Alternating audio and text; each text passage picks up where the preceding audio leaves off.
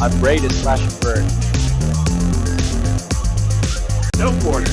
I am going to be uncomfortable and all over you from start to finish. Hello, everyone, and welcome to another episode of Outside of the Box. And we are here for BattleBots Breakdown to break down all of the top 32 matches. And of course, I'm representing. Yes. But you know, we'll talk about Minotaur. But yeah, it's very interesting because Ashley was there for some of these matches, and as you will see as we talk about these, she doesn't really remember a whole lot. So we truly are, you know, going at this from just the viewer perspective. It's funny because to kick off, you know, the matches, Ashley was on TV right as Witch Doctor and Jackpot were coming out of the tunnel for the very first match. So if you rewatch that, look for Ashley in her milk tank shirt. You will see her there in the high five section. If you're super good, you catch me right at the end of the Chris and Kenny entrance. You can see me in the corner, but it's definitely way more prominent in the Witch Doctor entrance because I get 2 high fives in the back. Exactly. It was pretty cool. And what I think is funny too is that I watched this episode twice and I did not see you the first time that I watched it. And then the second time I'm like, oh yeah, there's Ashley. It's just weird. Those cow spots stand out a little bit. Exactly. So yeah, I mean, that fight was certainly a very destructive one to kick off the round of 32. I mean, you know, I know we both had Witch Doctor in this fight. You know, they made quick work of Jackpot. They took off a lifter arm, they took out the weapon, and then proceeded to just wreck them. There were so many hard shots in that match, and I mean, Witch Doctor just looked like a beast. Yeah, it almost looked like Witch Doctor came out like completely unscathed, which is absolutely incredible considering like how powerful Jackpot can be. And it's not like Jackpot gave up. They were just like, I'm moving, so yeah, I'm gonna keep coming into you and maybe I'll kill your weapon and see how much destruction I can take. But oh my gosh, to see like Jackpot basically bent in half by the end of the match is like, that's a whole lot of heavy metal that has been machined, and just the impact from Witch Doctor to be able to do that much damage is absolutely incredible. And it was such a good match in my opinion. Yes, it definitely was. And I loved Jeff's confidence before the match. He seemed very sure that he had a good chance against Witch Doctor. And I mean, you never know. Like, you never know what's going to happen. But I mean, I knew that Mike and Andrea would come out full force, you know, because they wanted it. I mean, they do every year, but you know, I think they really, really wanted this one. So yeah, like starting off that night with a KO. Then we go into Lucky versus Hypershock. Now, you know, we've talked about this before, like Lucky's done well this season. Matt Olson is a fantastic driver, you know, but I think we both expected that we were going to get crazy attack mode Will Bales, and that's exactly what we got. Now, it did end up going to a judge's decision, so like credit for Lucky for staying in the match after getting their flipper like repeatedly drilled into by Hypershock's weapon. It was just brutal, and I really did think it was going to eventually be a KO, but I mean, it lasted till the end, and I thought it was just a great match. Yeah, Lucky was one of those teams that came super prepared for BattleBots. So they had like 7 frames in the pits, I'm pretty sure. So I'm sure they went out with a full healthy frame, which is probably a lot of what played into the fact that they were able to last the full 3 minutes. And I totally give Matt a ton of credit for just being like, okay, well, his first move was to try to take the flipper and go right into the weapon of Hypershock. Like, nobody... You don't just like do that, but you do that because that's, you know, kind of what you need to do. And he hung in there. But yeah, we knew what Will was up to. We knew he was going to be a little bit extra impactful in this match. And it's always so incredible to see when someone gets flipped on their head that they're totally okay with ramming their robot into the wall to flip themselves back over. And so, but he did it, and he does it properly so that he doesn't take the damage and he gets the maneuverability that he needs, and just came out completely on top and dominated. Like we knew he kind of, we thought he was going to. Yes, it was lessons learned from that match versus P1. Yes. They definitely learned some lessons there. Like, you don't want to be on your back. It's better to try and figure out a way to get over. So yeah, I mean, great job from him, like having that recognition and doing that. Absolutely. So the next one I have a lot of notes on. I did not correctly predict this match, and it wasn't, you know, any shade towards Donald Hudson. I mean, he's like legendary, he's a great driver, but you know, I was basing it off of looking at last year they were 0-4. This year, yes, they did well, but they didn't exactly have like the strongest strength of schedule. You know, so I was looking at that, and Justin Marple said that he'd be more patient than the last time that he fought Lockjaw, because they had fought before, and that was kind of what ended up killing Bloodsport. Now, Donald smartly went with that plow, because you could see in the beginning Bloodsport just kept hitting the plow. Then all of a sudden a fire randomly started in Bloodsport. Didn't seem to really stop them very much. You know, they stayed at them. They managed to get a whole tire off of Lockjaw, and Lockjaw was basically done. I mean, it was very close to the end of the match, and unfortunately Justin did exactly what he said he wasn't going to do, and he didn't stay patient and went at them.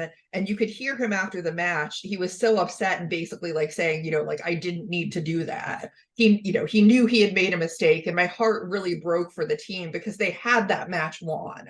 But I mean, things happen, and Lockjaw won the match, and it's a tough way to lose. Yeah, absolutely. I also did not pick this one correctly, so obviously I don't really remember what happened. Good for me. But I think in this, like, experience really is kind of what won the match. And like you said, like, Justin kind of got antsy at the end and was just like, okay, like, I have the upper hand if I can just take this one more shot. But unfortunately, that one more shot hit him off the plow and then bounced him off the ear and flipped him right upside down. And that was it. And it was just kind of like, oh, you don't, like, that's just, so it stinks, and you see it, you know, unfortunately enough, and that it does happen, and you just get that one right angle or wrong angle in Bloodsport's case that you just go flying and there's no recovery. And to be so dominant and be able to just go into the plow and just try to, you know, and like, obviously Donald Hudson was using the plow to try to slow down the weapon, but it ended up being using the plow and using the forces against Bloodsport to flip them upside down. And it, Bloodsport has been showing so well, so to see them go down like that, it really stinks. Even though, like, it's so exciting to see Lockjaw win, it's like, oh yeah, well, okay. Yeah. I mean, I think after that, I'm very certain that they're not going to make that mistake a third time, should that ever arise. But you know, like, they had a great year. It's sad that happened, but you know, like, life moves on, and hopefully we'll see a really killer Bloodsport for the next season. For sure. So we have to talk about a match that I don't want to have to talk about, but we need to talk about it. Is Riptide versus Shatter. I actually had almost forgotten that Riptide is the team that took Shatter out in the prior season. I didn't even remember that. And you know, there's a lot to unpack here. You know, first of all, talking about the prior season, it's so interesting because in World Championship 6, I actually loved Riptide. You know, I thought it was a great bot. Like, I loved the team's energy. We didn't see a lot of the stuff that we're seeing in this season. And so, like, a lot of these things that they're saying, like, oh, people are just, like, you know, upset about our success, or they're questioning our success. No, like, I love to see a newer bot come in and just, like, wreck people. And I love that. It's a great story. I mean, that's what Ripperoni's been able to do this year, so it's nothing to do with that. They kind of started off this whole situation showing this behind the scenes, like Riptide trying to do something to the robot while they're in the tunnel, which of course, as we know, people aren't supposed to do. From everything that it sounds like, they weren't doing anything that they necessarily shouldn't have been, but they probably should have told someone that they were doing it so that there wasn't any really question as to what was going on there. So a lot of like lack of communication type of things. So there's that. And if anybody hasn't, I would very, very much encourage you to listen to Behind the Bots' recent episode that they did with Adam, talking about all of this and unpacking it, because there's a lot. Even myself, I think I forget sometimes that like this is a TV show, and what you see on TV does not always accurately reflect what happened. Just as they can take crowd footage from different episodes when like you weren't even there in the crowd for that episode, they can also change the what you say around to frame a particular narrative. And so like everybody has to keep that in mind when they're watching, that what you're seeing doesn't necessarily represent everything that happened, and people tend to make judgments on that. Builders have even gotten threats because of stuff like that. So I mean, I have a lot of feelings about this, not just from like the side of Riptide stuff in general, but like that BattleBots as a TV show and as a production has, to me, some degree of social responsibility to accurately represent what happened. And if that's not what took place, then that is not okay for me.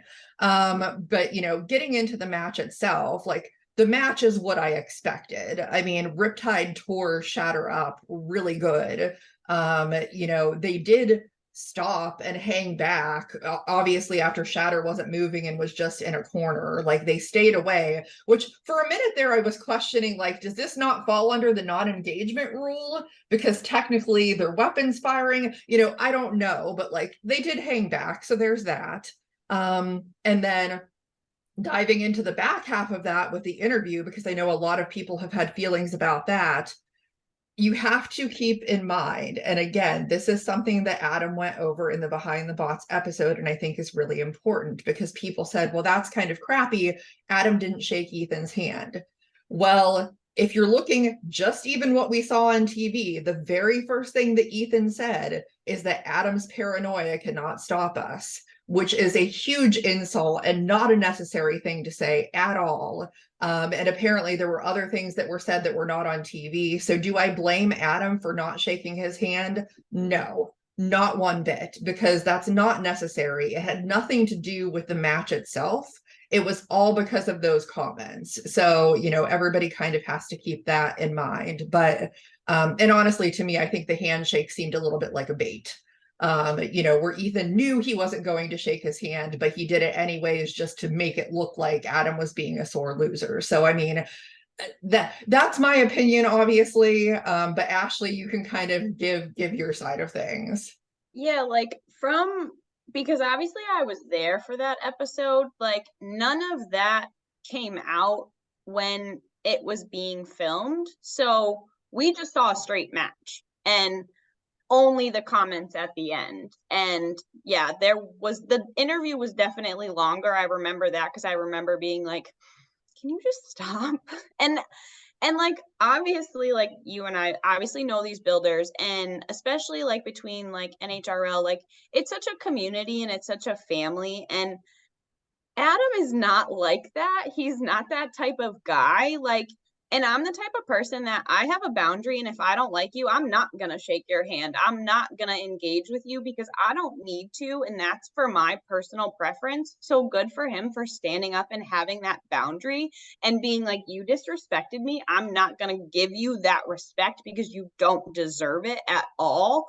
Like, we all work really hard and we are all really, really close. And to have like BattleBots like really lay into that type of negativity is frustrating, because that's so opposite of what like 98% of the rest of the field is like. And so it's tough to watch sometimes, because you're just like, you don't have to do that. Like, yeah, okay, the match happened. Riptide is a destructive bot. Obviously, like, we kind of know what it's shaped around. We know where it comes from. Like, yeah, good job. You built a cool robot. You built a strong robot, but your persona is literally making you impossible to want to root for.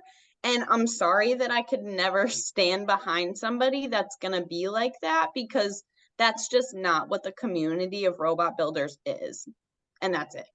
Yep, exactly. I mean, you know, because I've seen, you know, a lot of builders weigh in on this and just different people. And I mean, I really hope, like, you know, this is what I would say if the anyone from the Riptide team was watching this, that if this is not what your team is, if this is not what your team is about, and you feel like, you know, the show is misrepresenting anything, then learn from that. You know, learn that this is what's going to happen if you say things and behave in a certain way, and it's going to be framed in this way, and make sure that like that doesn't continue. Like, if that's not really who you are and not what you're about, then you need to take responsibility and go a different direction with all of this. So that's what I would say. I mean, I really do hope, I hope that that is the case. But you know, what time will tell. Exactly. So moving on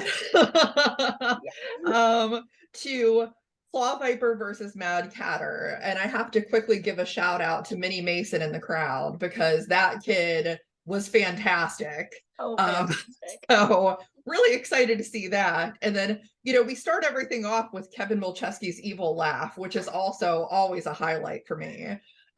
So just keep doing that. That's what we need. Kevin Milcheski is the BattleBots villain that we need. More evil Kevin Milcheski. Yeah. So, you know, the match started off, that poor BattleBots sign getting just obliterated very early in the match. You know, like it was really back and forth at first. You could tell like Claw Viper was, you know, they were attacking, but I think it wasn't like attacking in as like direct and purposeful a way as maybe what I've seen in some of their previous matches. It was a little bit wild on the driving. And after those initial exchanges, Claw Viper went to attack Mad Catter when Mad Catter was at not the best angle with their weapon spinning, and they lost their lifting arm. And that probably wasn't a great idea. It's definitely one of those things where I understand in the moment that like you want to go after them, but you also have to be aware of where the other bot is and what could potentially happen to you if you do that. Now, Mad Catter did end up losing their weapon, like the weapon went down. But you know, in the end, Claw Viper ended up on its head and, you know, kind of stayed there. It ended up being a split judge's decision, and Kevin Milcheski did choose to appeal, which this is one of those situations where I completely understand why he did. It was a very close match, but you know, that's where like the losing gracefully comes in, because he said, hey, like after I saw it back, yeah, I was on my head a lot at the end and the judges got it right. Like that's the way to do it. I will add for anybody that was watching the episode. So again, I've watched this episode twice, and on the second go through, when they were coming back from commercial to announce the results of the appeal, I was like, oh, that's me. So, and I wasn't even there for that fight. So again, like the weird things that come up, I was not there. But yeah, I mean, it was just an all-out great fight. Glad Mad Catter's moving on. I thought it was a great driving by Calvin, like just straight up. So what did you think, Ashley? Yeah, I loved this match. It was so back and forth, so much destruction. Both robots are so powerful and so durable to be able to take that much damage. Like both of them took a ton of damage, and to be able to like have that much of a match and like really show like how powerful, like that's like what this is about. Like that's why we do what we do, right? Like that's what we love to see and that's what we have the most fun with. That is two fantastic drivers. It blows my mind how fast Claw Viper is, and when it just gets up and goes like in that box, it's insane.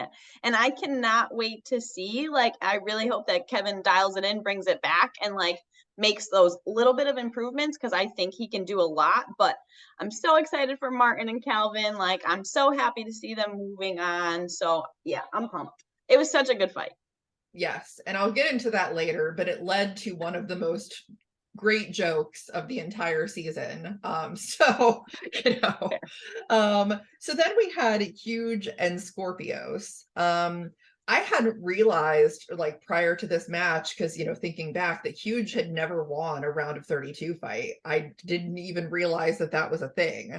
There's a couple of things that I want to touch on in this match. One of them that I think again is really important with like the taking responsibility for saying things, because like the thing with BattleBots is the kind of the old adage always is that BattleBots is great because the robots fight each other and people don't get hurt. But the fact is that depending on the way things go on the show, that's not always true. There are real world consequences for the way that things are portrayed on the show. And builders get harassed and like all kinds of things because of stuff on the show, and like that's going to happen regardless, but there's still times where you can avoid saying something that could cause that like inflammatory response. And one of those was before this match with Kenny making a comment that Scorpios used an anime sword instead of taking the Sawblaze fight seriously. And I was really upset by that comment, especially having talked to Zach and Diana about the match, talked to other people about the match. They absolutely took that match seriously. And like the fact that Kenny would even say that is just extremely upsetting and disappointing. I mean, I realize he's just a commentator, but like, again, BattleBots chooses what to show in the show. And like, that just wasn't even necessary. And to add on to that, I have to say, this was the best fight that Scorpios had all season. They looked amazing. They went right after Huge, like no fear at all. They ended up taking off both of Huge's balance bars, which is insane. Like so good. It was just, an unfortunate thing for them that like shortly after that happened, Huge took one big shot at them and then that was it. So like great result for Huge, but I mean, just major kudos to Scorpios for the job that they did in this fight. It was just incredible. Yeah, absolutely. To be able to have that like such precision in your driving, to be able to put your robot right in the place and deliver the weapon to literally clean off both sides and not like get in the way, not get like interfered with, and just be able to have like such clean shots is absolutely incredible. So like big hats off to Zach and Diana on that, because it absolutely seemed like Scorpios was dialed in, which of course you hate to see now that they're not going to go forward. But I do think that it could mean like such big things for next season. But then like of course I am who I am. I love Huge, so I'm super excited that they went on and are going on to the round of 16. I love that Jonathan screamed at the end of this match, just like letting out that like, yes, we finally did it. We finally made it past the round of 32. Like Huge looks fantastic, and I just hope it keeps going. Yes, keep the Huge train rolling. Yeah, that's exciting stuff. So then we had Copperhead versus Rotator. Both obviously amazing robots. Copperhead's had a really destructive season. Victor's had a very up and down season. And there were a lot of shots back and forth at the beginning. And to be honest, like there were parts where Copperhead looked a little bit wonky as far as the driving, where it was just kind of scooting around. But I mean, that just goes to show you that mobility isn't always the biggest factor if you have a powerful weapon. As long as you can get the shots, like it's gonna go your way. And they were able to just kind of go to town on Rotator, took so many parts off. And, again, like, credit to Rotator for lasting this match and going to a JD, because, it's that any match like that, you're like, oh my God, like, it's going to be a KO at some point. And they lasted the whole 3 minutes, went to a JD. Great job by both teams, but Copperhead is looking great. Heck yes, it is. And which makes me super excited, of course, because Luke and Chad are like some of my favorite people. But it was really interesting. And I'm wondering if Rotator was able to last the 3 minutes because they started upside down. I think if they had started how they normally do with the horizontal close to the ground, I think they were probably worried about their weapon flying off because of how powerful the drum on Copperhead is. But they started upside down, they got a chunk of that wheel, and it definitely made an impact. But unfortunately, there's so much power and so much gyro in Copperhead being so compact that it's still able to maneuver itself enough and deliver the power of those hits in that drum and just do total damage and bend pieces of Rotator up in the air and just cause mass chaos. But you love to see it. I'm super excited that Copperhead is moving on, and I really hope that next season, if Victor comes back with Rotator, he's not plagued by all of the issues that he had this year, because it really was an unfortunate season for him. Yes, absolutely. And side note, congrats to Victor and his wife on the birth of their child. I saw pictures, and just amazing. Yeah, if anybody wants to see, check out Mallet Media. Sarah posted a 1-minute interview with Victor, and he brings his daughter on. So definitely check it out.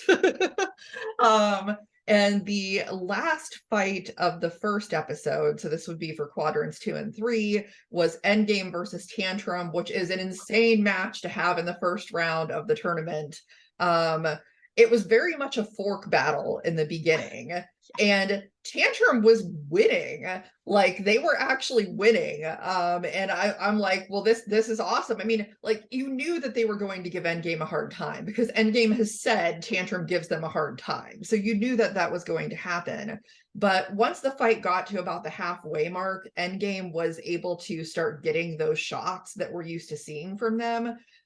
Tantrum's forks got taken out. The weapon went down, and without forks or a weapon, it was kind of rough going for them from there. Now, again, went to a JD, so like Tantrum is a tough little brick.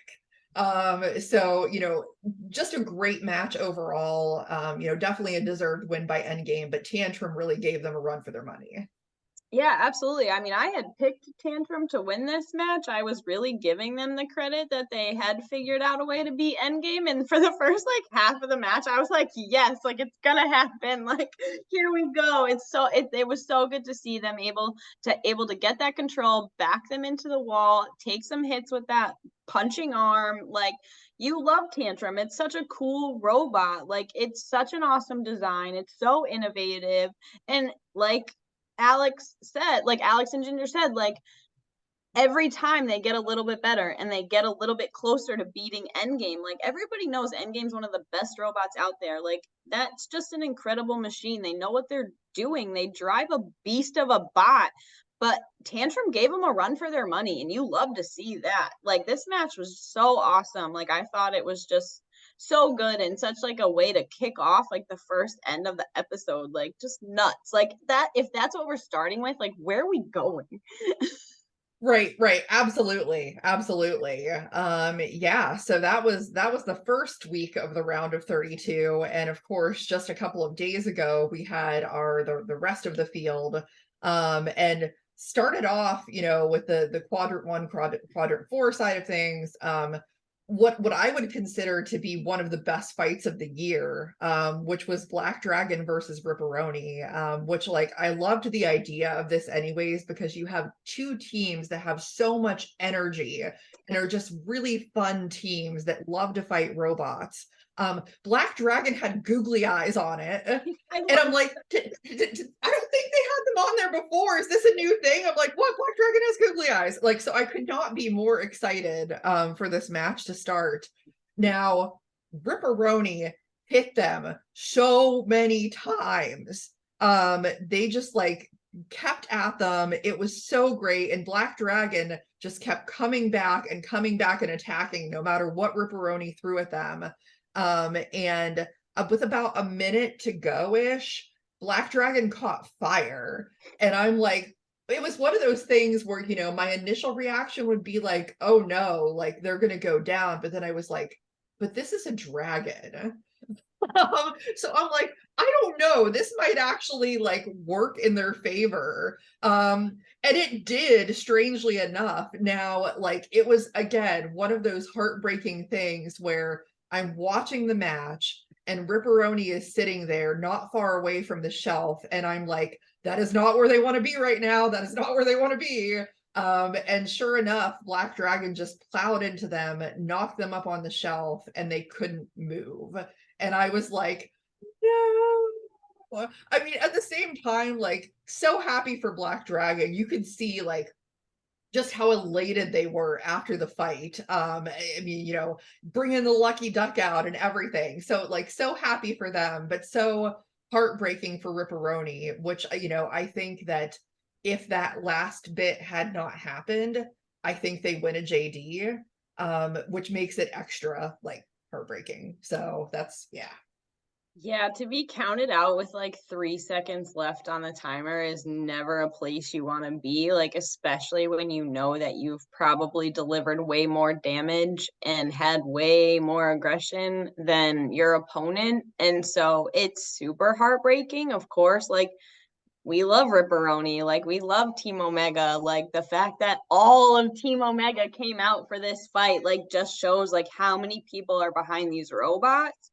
But like, hats off to Black Dragon, because you can build a robot that lights on fire that keeps going, and that's like a very, very hard task to do.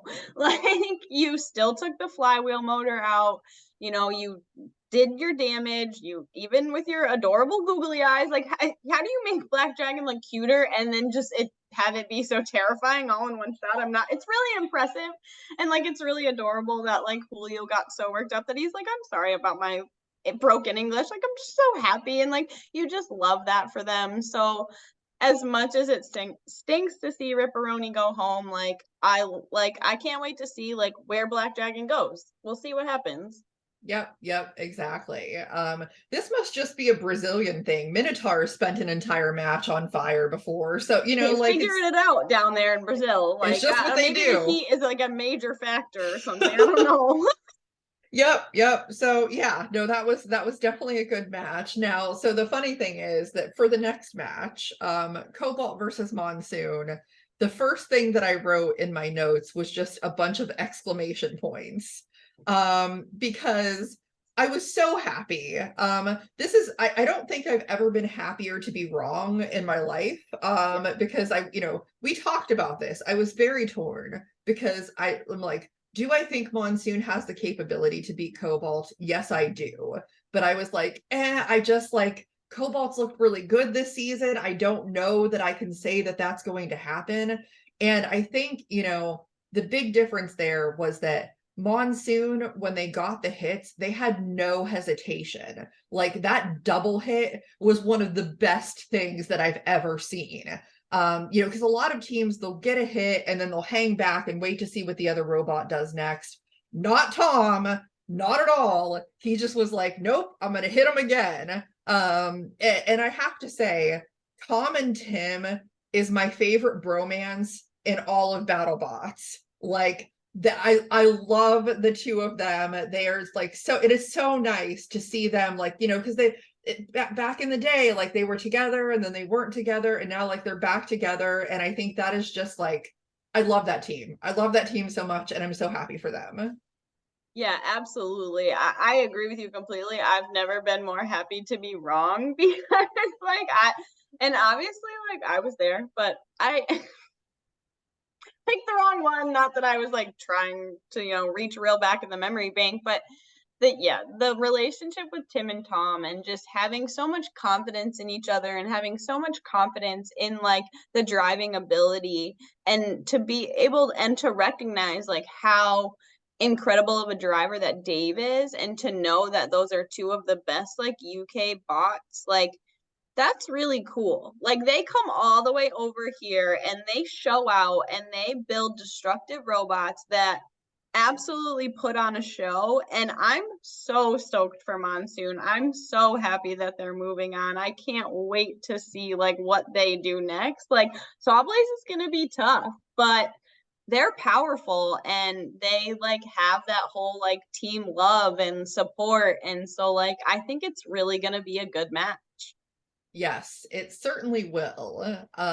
So speaking of good matches, again, like only people that are watching this can see me showing off my Minotaur shirt, but Minotaur, so Minotaur versus Fusion. So I thought it was really interesting because in the pre-fight interview, Reese said the first hit sets the tone.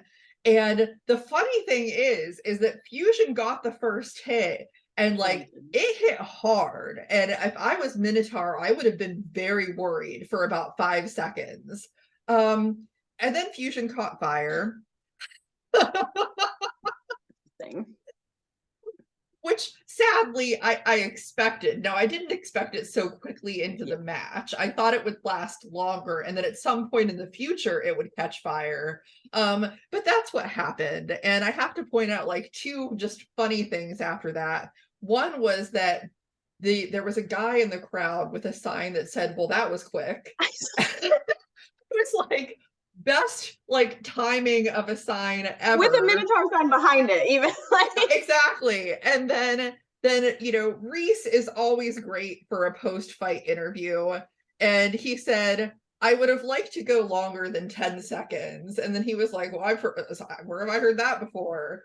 It was just, you know, like he's always good for a funny interview.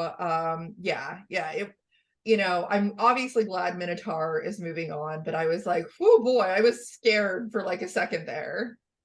Yeah, when they went weapon to weapon and Minotaur flipped upside down, I was like, "Whoa, hold on, is this real?"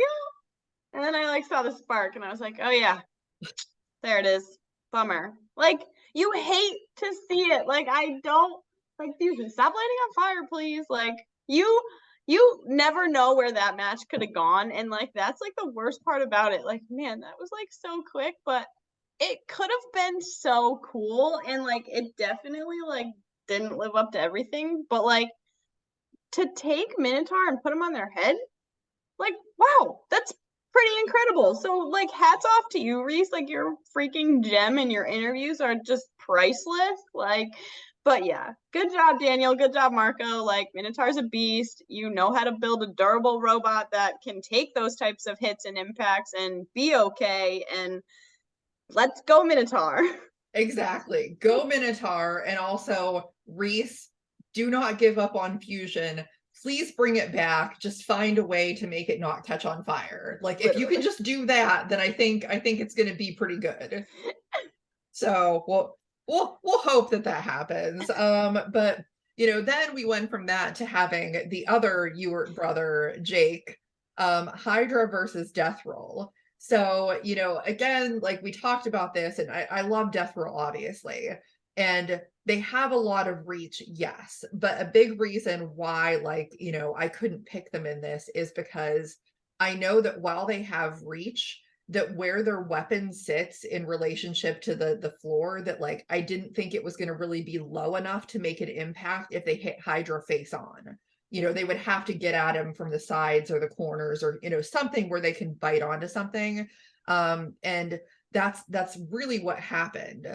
You know, they got flipped a bunch of times. Now, super big credit to them because up until the unstick situation, their weapon was still spinning. They were still running, like no problems there. But it's just, they kind of did the thing that Jake has talked about on this show, which is that even though people know that if they run up the front of Hydra, they're probably going to get flipped, they just keep doing it. Like they can't help themselves. And that's what kept happening. I mean, granted, Jake doesn't give you a lot of room to do otherwise. It's very hard to get around Hydra and get to the sides and things like that. So you almost have no choice at times. But, you know, after the unstick, it's just, my thought was, if Death Roll's weapon was still running at that point, which it wasn't, then I think that we could have possibly seen a different match, because after the unstick, Hydra was a little bit not moving as good as it was earlier. And I think Death Roll would have had a better chance to hit them from the sides, but unfortunately, like,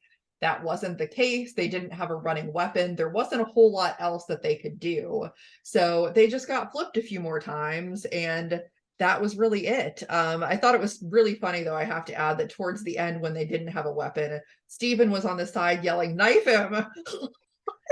Just knife him. So that was amusing to me. But yeah, I mean, like, I knew Hydra was probably going to take that, just given that what they were working with. Yeah, Jake is super good at staying squared up to his opponent and just always having the beak facing wherever they're, like, it doesn't matter who it is, wherever they are, like, he's looking at you and he's watching you and he's waiting, because he knows you're going to get impatient and he knows you're going to come for his base and he's going to flip you up in the air. This is one of the things I do remember from BattleBots, because I remember them having to get an unstick and I was like, all right, cool, perfect time. I'm going to run to the bathroom, right? So I walk by John Bennett from JCRB Photo and he goes, Ash. Like, now this is one of the perks of knowing these people on like personal levels. He shows me like the camera and it's like literally Death Roll like in the ceiling. And he's like, I'm pretty sure it hit the roof. And I was just like, and like, to be able to see that in that moment, like, it was so special to me. So like, shout out to John for that, because like, it really meant a lot. And it was one of those things that stuck with me, that like, he knew enough that would make me so excited that he stopped me and showed me. And I like really, really appreciated that. Like, it was really cool. Like, it was kind of surreal. But yeah, absolutely domination by Hydra. I don't think a robot's ever gone that high. So like, I'm not sure what happened, but like, those flips were incredible and just so powerful. And you love to see it. Like, that's what Hydra's built for. Like, when it's working like that, there's no beating it. Yes, absolutely. And I'm sure Jake loved to win another judge's decision. He likes to know that the judges will still vote in his favor.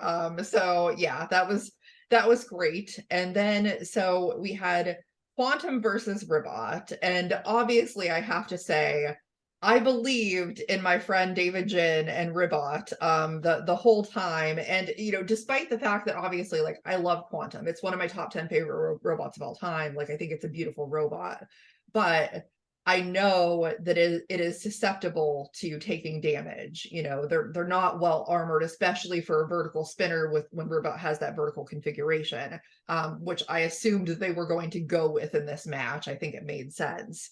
And so, Ribot got their fork stuck. And I know that James and Grant are kicking themselves because they knew that they should have tried to do more in that situation. And they hung back. Like, you could hear them saying like that they were going to, hang back or whatever. And all it really took was a couple of good shots from Ribot to put them out. It was so funny though, because I was watching this, and I'm not going to get too much into it because I'm doing a whole other episode on this, but it reminded me, ironically, so much of my match at the May Norwalk competition against Inside Job, which, for people that don't know, is a pincher crusher bot made by Joe Fabiani. And he got me early, and I really thought that like that was it. I did not think that I was winning that match. And I got out of it. I ended up getting in a couple of hits, and they ended up on their head. And so I was like, David must feel like he was reliving that Quantum match with that. But yeah, I mean, like, there is nothing to take away from Quantum from the season that they had. They had an amazing season. And, do I think if they had gone for more when Ribot was stuck, it could have been a different match? Probably. But I mean, they know that, and I'm sure that they will come back and just like look amazing. But Ribot, I think they might do some stuff. So we'll see how that goes. Yeah, it's always interesting, like, to have the match start and for them to get stuck. You're kind of like, all right, well, now, like, what's the other team going to do? Are they going to leave them? Are they going to go for them? Are they going to try to do as much damage as they can? And yeah, it was really cool to see Quantum straight up stick their teeth in the back of Ribot. But then, like they said, they never pulled them. Like, they probably could have pulled them right out of the screws, taken them for a ride, like really showed that control, but instead they kind of backed off, and like maybe they thought they were stuck enough that they weren't going to come out. But yeah, of course hindsight is 2020. Like, you should have done more. Like, you're in a BattleBots fight. Like, that's the point kind of thing. Like, never taking away anything from Quantum. I love that bot. I think it's a beautiful bot. It's absolutely incredible, and it can show that it's absolutely incredible, but it's definitely one of those things that you're just like, oh man, like, you probably could have had that if you didn't back off. But big shout out to you for respecting your opponent and kind of just being like, well, if they're stuck, they're stuck. So yeah, it was an interesting match. It was really interesting to see how it played out, but Ribot is back to showing like how dominant it can be and why it's done so well in the past. Yep, exactly. What the 1-3 record, that was not influencing me at all. So we'll see what they do. Then we have Malice versus Switchback, which, first of all, I have to say, like, the reception that Ray got when he came out, like, I was practically in tears, because I think that Ray tends to think that people just love Tombstone and they don't care about him. But I think that, like, that showed the fans just love Ray Billings. And so it was nice to see that, and like great to see him being like supporting Team Malice and stuff. I thought Malice was so dominant in that match from the start. That, again, like, to me, that is the best that Malice has looked all season. I'm so happy for Bunny, because this is, where I feel like a lot of people haven't believed in Malice, or were like, what's Malice still doing around, or whatever comments they would make. And I'm like, this is a great robot. Like, this is, they proved they're the #1 horizontal this season. And, obviously, like, sad for Switchback, but it was a huge accomplishment for them to even get into the round of 32. And I know how proud that team was of that. So, like, it was just it was a good match. And I think that they'll both, Malice will obviously move on, and Switchback will have a lot of things to learn and take away from it.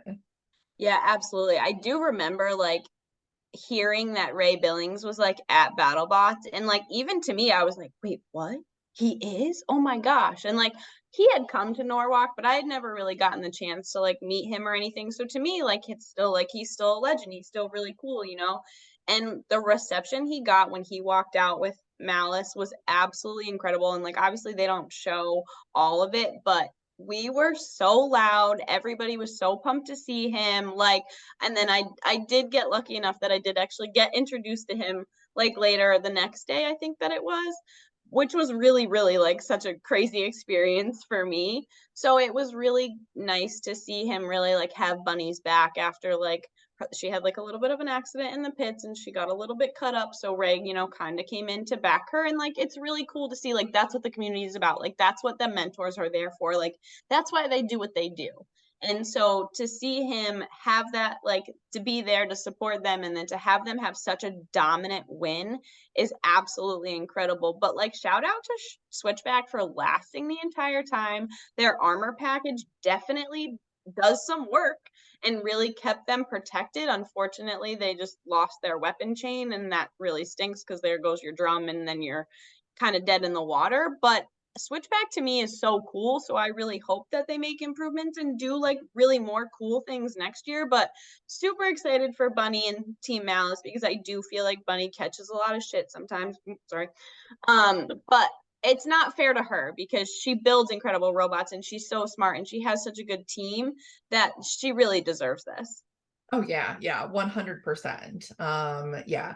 And so, like, before I get into anything else, I have to say that up to this point of this episode, I was feeling like this was one of the best BattleBots episodes that I had ever seen. Like, great fights, really amazing stories, and like heartwarming things, especially like with the Ray thing. And I'm like, I'm feeling great. This is awesome. And then they have to do, a little preview with rehashing the Riptide stuff. I'm assuming that it was to hype up the Hypershock Riptide match for next week. But and this is totally a comment on like the production aspect. This doesn't even really have anything to do with the Riptide team. That to me, it wasn't necessary. I think I saw that from a lot of fans saying that it just, felt yuck and was like why do that? There were definitely ways to hype up the Hypershock and Riptide fight without even talking about any of the Shatter stuff. Like, not even needed, not even a little bit. And again, like, this is what we've talked about before. I feel like it's possible that BattleBots is trying to get creative and find like new audiences or make something more exciting to attract people to the show and stuff like that. And one thing that I will say is that when we're talking about other reality competition shows, I really think that BattleBots needs to take a page from American Ninja Warrior instead of taking a page from like WWE, which, like, nothing wrong with WWE, but there's a big difference there in that WWE is a scripted show.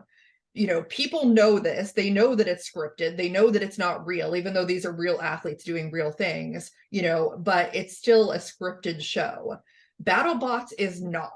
These are real people and real builders that put their heart and soul into building these robots and really care about what they do. And there's a lot of real stories that are amazing, that I think, would attract a lot of people. And that's what I think American Ninja Warrior, having run for 15 seasons, does so well, that they just have these athletes who are all supporting each other and doing something that they really love to do. And they tell those amazing stories, and that keeps people interested. It's a very like family friendly, like that kind of thing. And that's the spirit that drew me to BattleBots. That's what I love, is like the community aspect and all of that. And just, we don't need this like manufactured drama. We don't. There's plenty of real drama, with people having limited windows to get their bots fixed for the next match and like all of these other things. And there's so many great stories from this season that I think could be the focus instead of this. So, I definitely don't want to like spend a ton of time on this, but I think it's so important to say, because I have such a love for like all of these builders and what they do. And I think like focusing so heavily on this, it shouldn't take, like, we don't need that to take away from like all of the other amazing things that could be the focus right now. So that's my opinion on that. Yeah, it's definitely like a little disheartening to see like them play so heavily into that. And like there was a lot of chatter in the NHRL chat this week, specifically just around like it being an inclusive community. Like there's a lot of LGBTQ plus, like there's a lot of just like people with different learning disabilities on the spectrums and this, that, and the other thing. And like everybody is so supportive and I talk to those types of people every single day of my life, and I have such an appreciation for how caring and genuine that they can be. And to have someone like kind of be compared to what they're showing with Riptide is just really kind of unfair to the people that are completely opposite of that. And like it really like shows that like NHRL is such a safe space. And it's kind of like hard to see that they're almost making BattleBots not look that way, but like it is that way. So like, why do you really have to play that heavily into that type of like a little bit of negativity? It's just not fair. And it takes away from the match at that point. You're not focusing on the robots, you're focusing on the people. Yes, exactly. Like I had to like take a minute after that and recenter myself and be like, no, I'm not going to like let this little thing ruin my enjoyment of the rest of this episode. So, like I had to kind of move on. And Beta versus Whiplash. So, that was definitely an interesting one, and it was a pretty short fight. Beta went with the armor package that has not been as successful for them. And I'm just, I got it in retrospect before when I was like critical of them using that armor package, but I'm like, this is the top 32. Like, you lose this and you're out. You got to go with what's going to work best for you. And I'd be really curious to know like what the decision was behind that. Or, you know, we don't know if it would have been any more effective. Like, we don't, but you know, we know that that has not worked so well for them before. They did get a couple of hammer strikes in, but you know, Whiplash pretty quickly got them on the upper deck, and that was it. Like, nothing went. So happy for Matt and for the whole Vasquez family and that team, because I mean, they turned it around. Like, they could have so easily had a really bad season, and they've been able to turn it around. Yeah, absolutely. That's funny. Like, one of the first thing in my note is like, low armor package. Like, why? Like, why do we do this, guys? Like, especially because Whiplash, like, they're an overhead.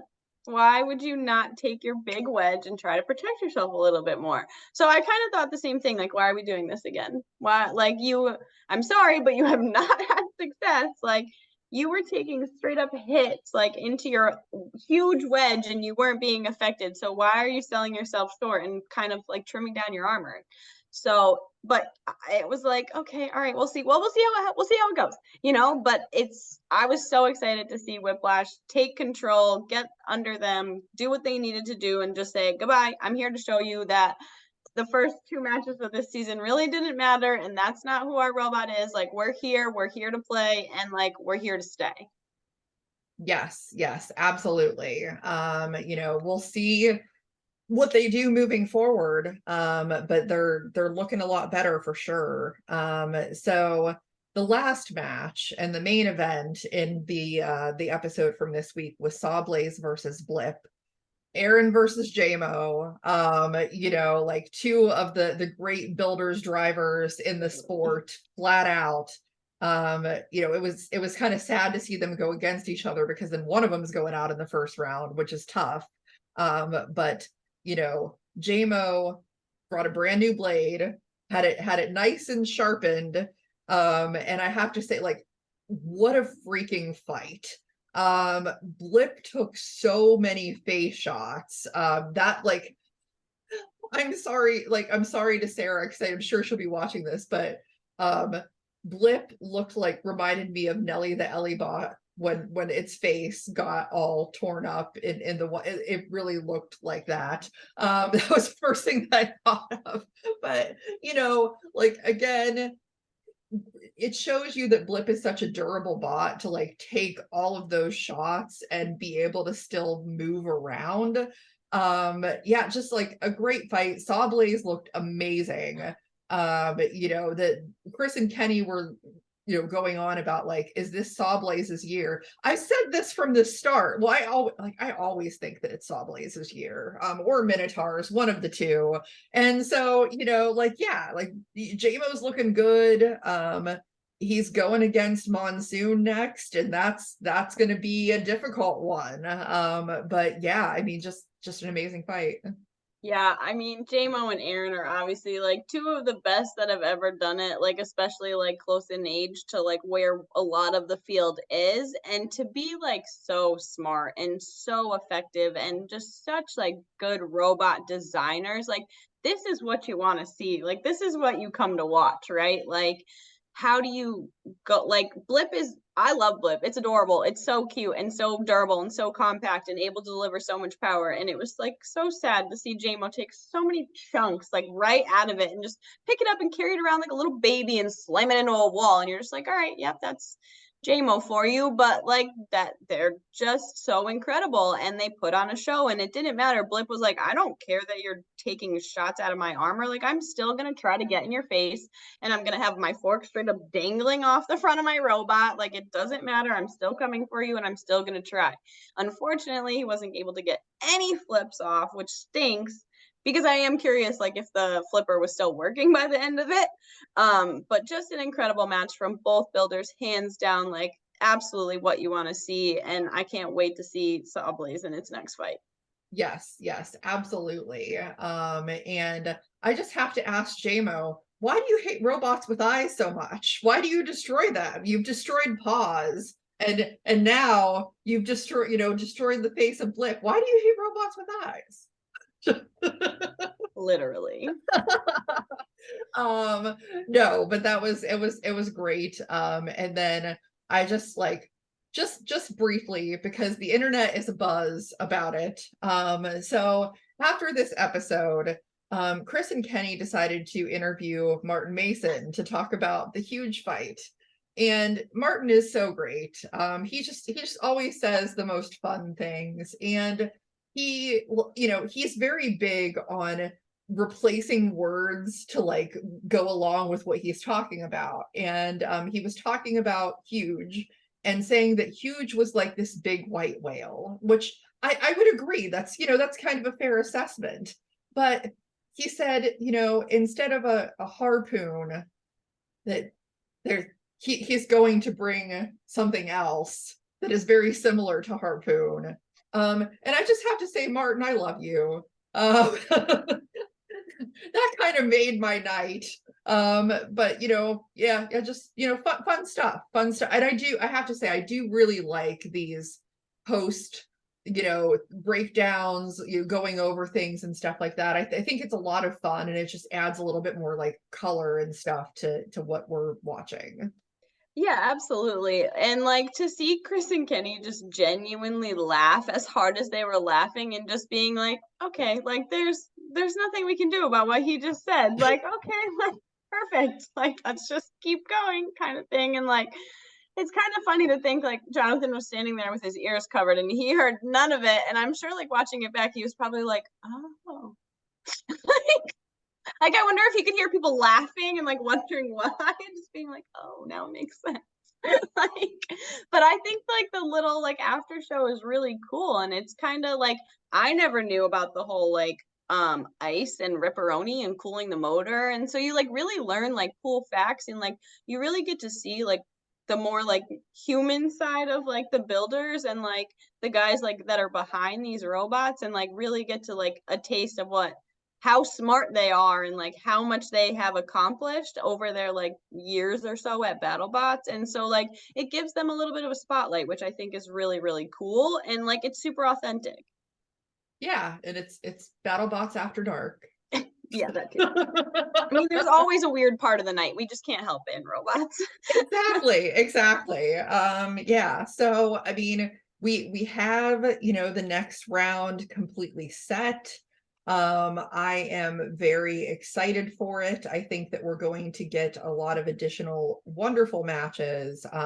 I don't know if I was there for any of those ones. I think I was, but I don't think you were there yet, because it would have been that second day. Yeah, that second day. So like right before the off day is probably when a lot of these were taking place. So yeah, it's going to be exciting. I'll be checking people's brackets to see where they're at, with the bracket contest.